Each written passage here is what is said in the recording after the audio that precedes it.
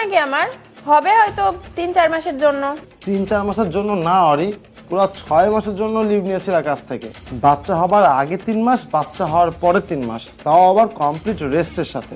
ও আচ্ছা, এত দরদ তোমার কাজের মহিলার জন্য যে ওর সাথে তুমি আমার তুলনা করছো? আরে বাবা, আমি কেন ওর সাথে তোমার কম্পেয়ার করতে যাব? আমি তো জাস্ট তোমাকে একটু বুঝাতে যাচ্ছি যে কেন ওকে ছুটি দিতে হবে। ওর প্রেগন্যান্সি আর আমার প্রেগন্যান্সির মধ্যে আকাশ পাতাল তফাৎ। ওর তো এটা 3 নাম্বার বাচ্চা, আর আমার সময় তো ছিল আমার প্রথম বাচ্চা। আমি এটাই বোঝাতে চাচ্ছি যে তুমি যে প্রবলেমটা ফেস করছো প্রত্যেকটা প্রেগন্যান্সির মহিলাদের ফেস করতে হয়। তুমি ওই সময় আমার খারাপ অবস্থা দেখোনি? হ্যাঁ দেখেছি তো, এজন্যই তো অফিস থেকে ফিরে সবসময় তোমার সেবা করতাম।